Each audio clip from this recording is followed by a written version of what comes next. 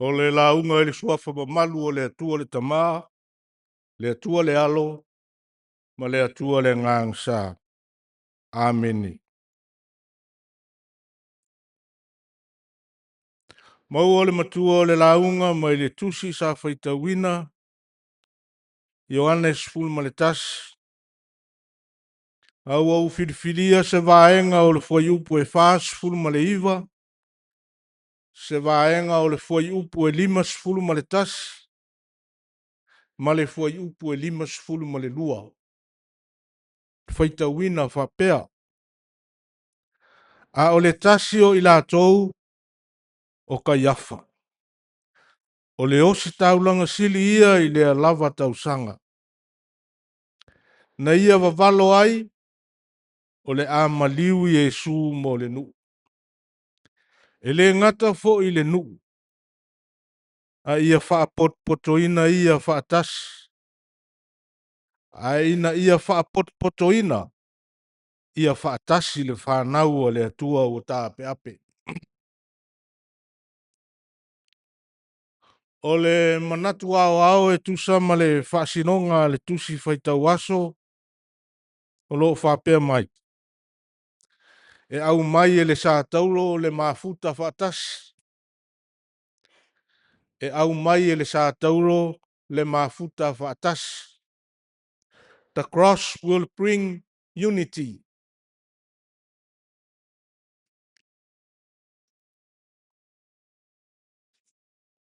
A sila i le whaitaunga o le Vaiaso na sei ma vai atu nei. Ma le whaitaunga o le Vaiaso le nei. O loo wha autuina, o le wha amutaina, le wha atuma wina le mafutanga wha atas i to tonu o le kalesia. Wha atuma wina le mafutanga wha atas i to tonu o le kalesia. O le Manatu Autu la e wha pitoa i le Vaiaso o mawai, o loo whaitawina wha pea. Mafuta whaatasi i le tino o le kalesia. Mafuta whaatasi i le tino o le kalesia. Unity in the body of the church. O le Vaiaso a tole nei. O lona autu o lo wha upuina wha pea. Ola i le mafuta whaatasi. Ola i le mafuta whaatasi. Living in unity.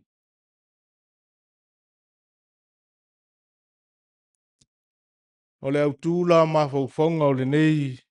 Tae au le nei o sa o lo wha upuina. E au mai e le Satauro le mafuta whaatasi. E au mai e le Satauro le mafuta whaatasi. O le fesili ua tūla i mai. E winga i le Manatu Autu. E whape whea ona au mai e le Satauro. O le la au e whaatau nuu ai whaasalanga otia le malo Roma. Le mafuta whaatasi o tangata.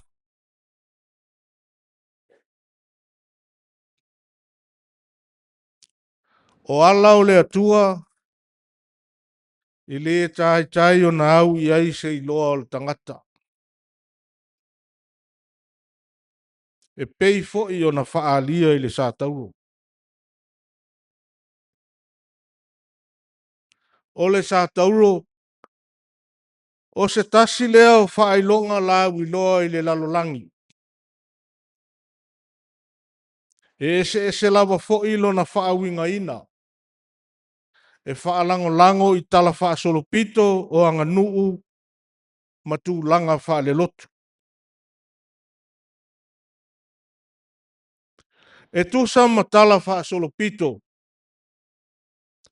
O le Satauro, o se whainga sā wā sā whaonga ina e le malo Roma. E whai ma whaasalanga ina ia whaamautu ina ai le pule. Sā whai ma au wala o le tau whaamatau i tangata lau tele. ina ia aua lava ne iai se isi e whaatau te i lana puleanga. Ile mai tau mai le whaaleanga nu. Ua avea le Satauro e whai ma whaailonga. Na te tau ave ma whaailoa se whaala polpotonga o tangata. Ua o mai whaatasi o na o se tali tonunga e tasi. O se sosa iete ui na ese si o manga o tangata. A ua tuu whaatasi le whaasino manga e tasi. Ile tūlanga whaale lotu malana waai. O le Satauro o le ata manino, o le alofa tu noa o le atua. O le whaai longa o le tūlanga tongi ola, a o se whaatusa o le wha o le tanga.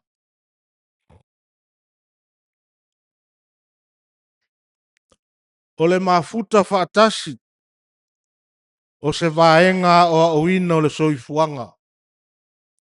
Ina ia nau le tangata e ola ina. Fai mai le fai salamu. O se mea e matua le lei ma mata ngofi e lava. A o se vala o le soifuanga, o fea lava e va aia ma mori maui nai. E manuia. A ua uma o na wha manuia i ai le atua. O le whaata i te inga sili o le ola e wha vau. Lea fo i olo o iai le sili wha tupu manatu. E wha fea o na aumai e le Satauro, se anga na te wha tupu le mafuta wha tas. A o le sili ese lea o le atua, e le iloa e le wha tau waa o le tangata. E pei o na tali manino i ai o ane i le tusi ni tātou whaita wina. I le tala i o ane, o lea whato a umatu lava o na toe whaatu wina mai e Yesu la salo mai le tunga mau. E ui le tele o vavenga na whaia Yesu, e pei o na mori mau iai le au whai evangalia. Ai tu mau lunga lava mauinga ese le nei vavenga.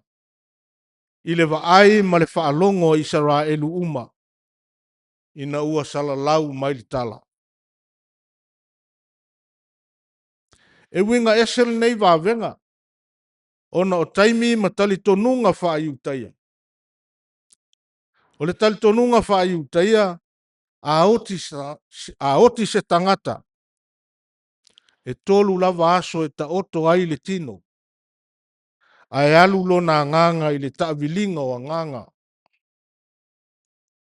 E iai le avanoa e mawhai ai, ona toe fo i mai le nganga o le tangata uoti, i to tonu o le tolu o aso, ma toe ola mai ai. Ai a whalo aso e le toe ola mai, ua le ai se wha moe moe. Ua mauti noa lava uoti, o lona winga. E whalo aso talua na oti il tangata e le toe ola mai. Ua vea o ia ma mea tō tino o le tuunga mau.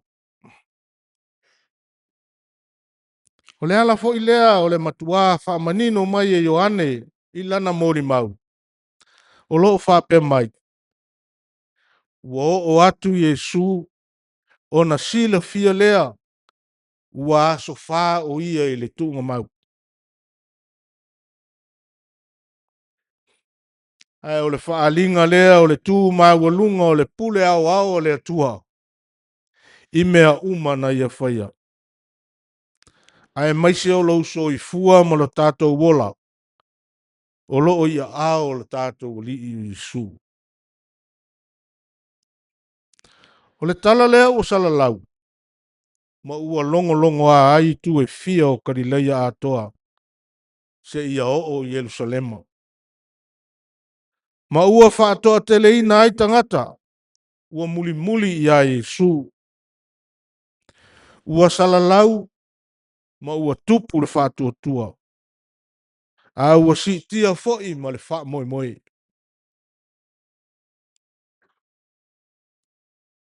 Ai ui ia langona. Ua sala ese manatu o taitai o le lotu iu taia. A wā ua fōlinga o lātou manatu. I le ea ua mamafa ma ua aunga tā e whiang ia. A wā ea ngai tangata uma e sa ili le tangata. Na ia whaia le vāvenga. Ina ia muli muli ia te ia.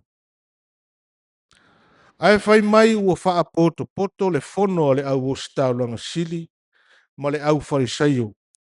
I to tonu o potu wa tāpuni puni whai to toa.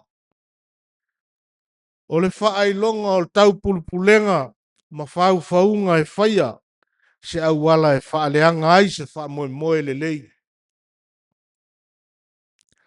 O se wha apot potonga ua leo tele atu le fefe ma le atu atu vale. Nai lo le wha atua tua.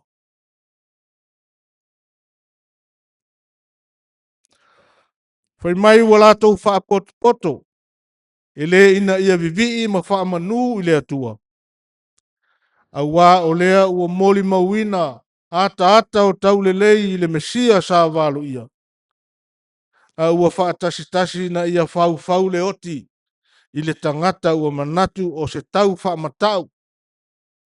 I o lātou whaiva wha tai o le lotu. Ua avea le popole i lo lātou mamalu o le ata whea.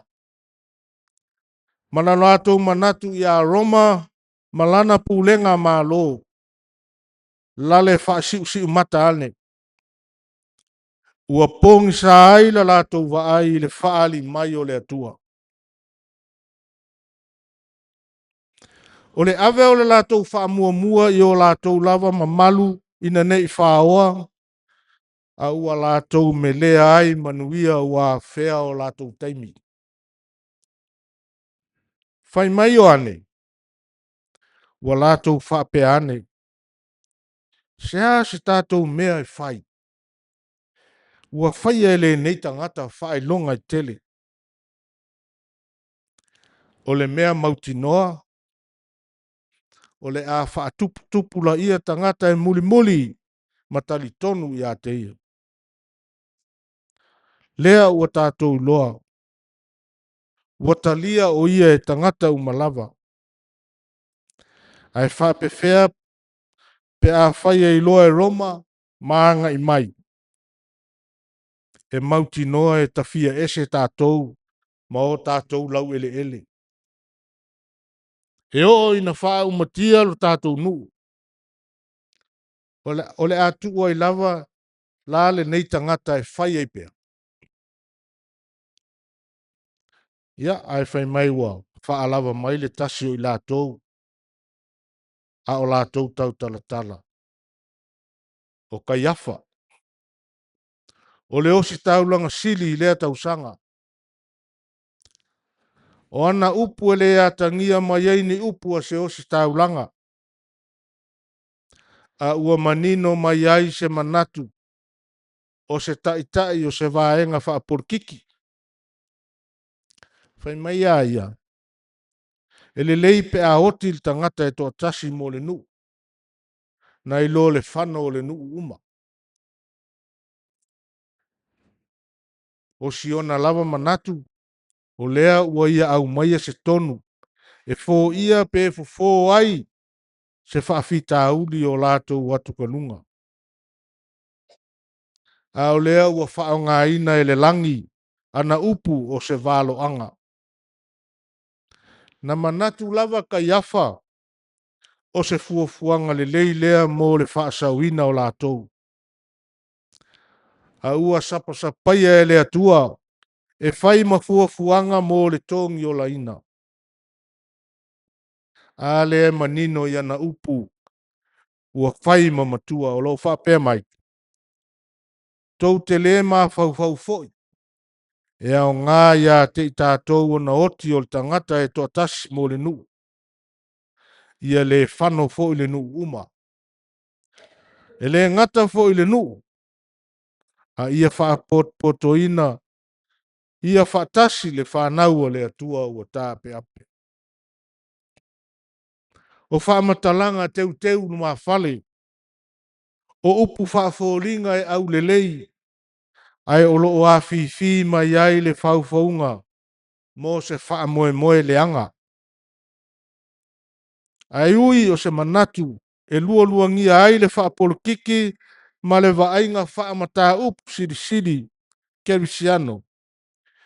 Peitai, o lea lava ua tautino mai e Ioane le tusitala. O le nei manatu o Kaiafa, o se perofetanga, lava, lea o se valo anga e whaatatau ia Yesu. Awa o lea ua whailo le whaamoe moni o le atua, e ala ia Yesu Keriso. E maliu o ia, e toatasi, ai lave ina le lalolangi. Ai maise, ia toe whaapoto ina ai le whanau o le atua ua tā apea pesolo. Sama natu lava, o le fasi o tia o Yesu, o le atitina matao fia ailo na ingoa, mai le toe tautauina. A ua wavala mai ai le Satauro, na te toe au maia lupe sa vao se ese, e toe o fanga i le fui e tasi.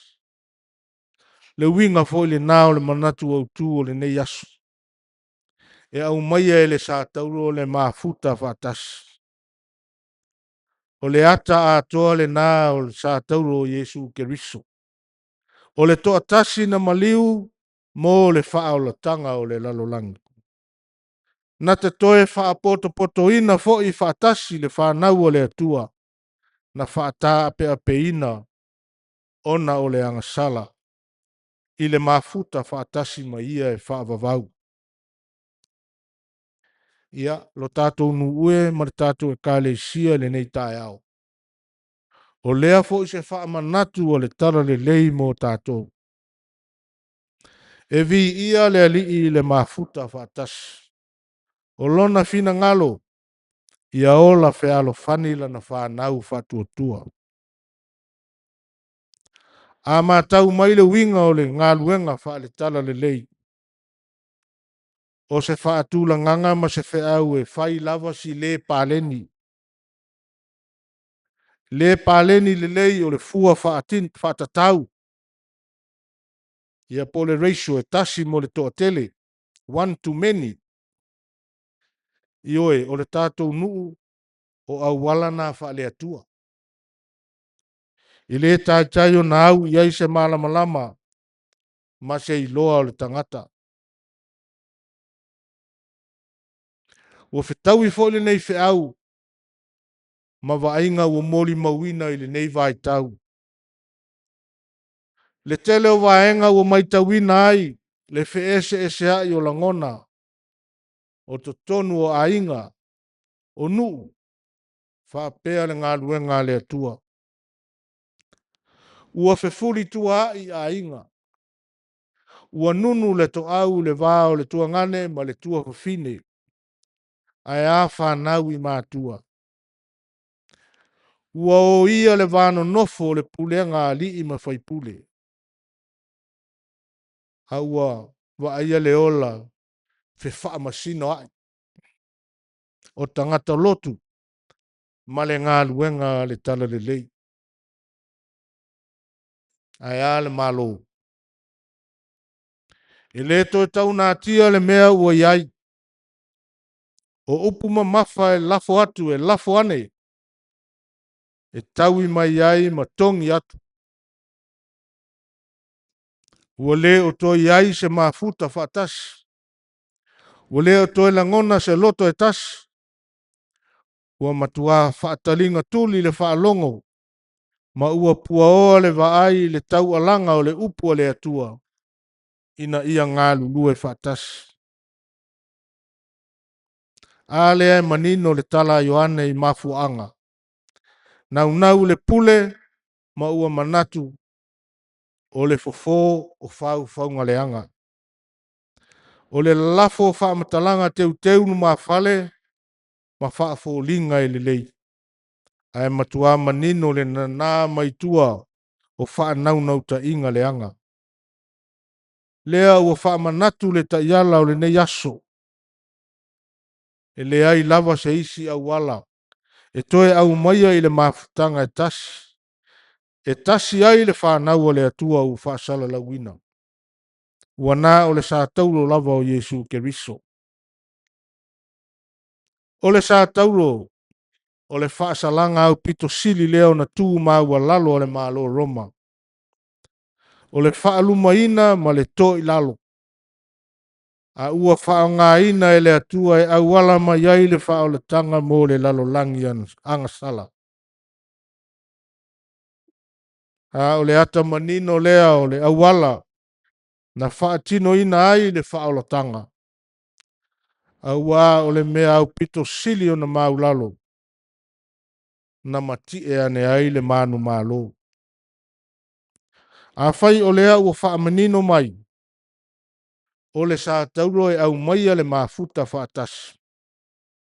E manino lava le au o le Satauro. O le loto maua lalo. Le au wala le nā e toi fausia ai le mafuta whaatas. Lo tātou nu ue vai te le uta ili nei tae au. O le au le nā o le tala le lei mo i tātou. O le Satauro o lo momoli mai ai le tuu maua lalo le au wala. E toi fausia ai lo tātou mafuta whaatas. O i tātou ma le tātou o lii o Iesu. E le aise mafuta whaatas e maua le wha mau o lunga ma le wha sausili. Ai nā o le tā ape ape. Tātou mafuta whaatasi le loto maua lalo.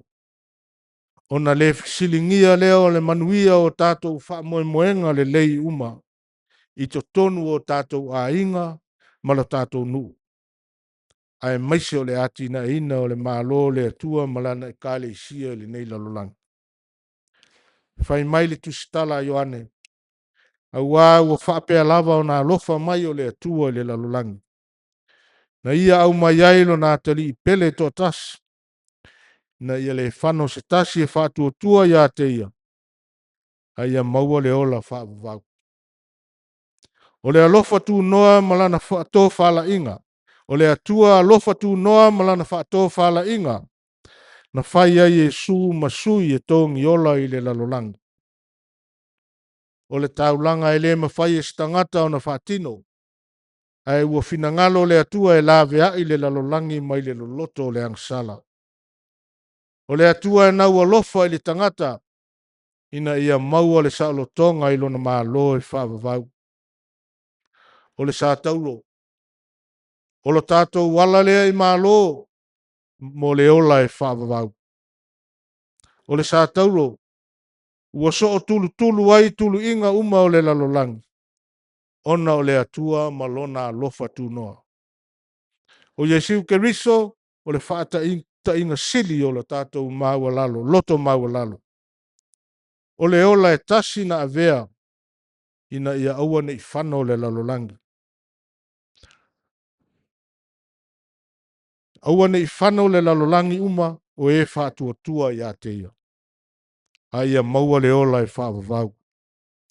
O lona Satauro na te toe au mainga, na te toe au maia le mafutanga wāwala lata le tangata ma le atua, na wha le angaina o na o le angasala.